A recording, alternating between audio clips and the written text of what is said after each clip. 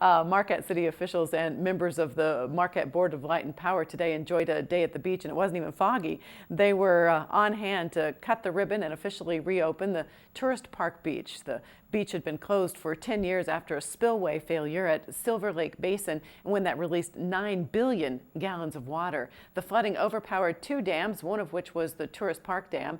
After it was destroyed, the reservoir at the beach drained and the dam was washed away into Lake Superior. So they had to make some decisions as to whether or not they could rebuild, whether it was economically feasible. It had to make sense from a power production point of view. The Board of Light and Power went through those studies. The city was involved in that discussion as well. Ultimately, they decided they would go ahead and rebuild the dam. So now we have the impoundment back, we have the lake back. And it had a big impact when we lost the lake because you bring a bunch of kids here to stay for a few days. You've got to have some activities, and swimming was a big one, and we lost that for about 10 years or so.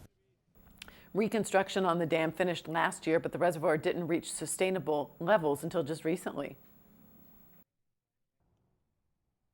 It turned out real good. We got a hydroelectric dam completed under budget. It's producing about 3/4 of a megawatt of power, and that's enough power on an average day for 500 to 700 homes, depending on a Runner River. And we've got two other hydroelectric wheels up the river producing green energy. It's going to be in our generating portfolio for many, many, many years to come.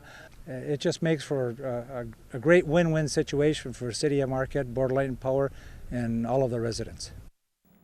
The beach is now open to the public with a lifeguard on site.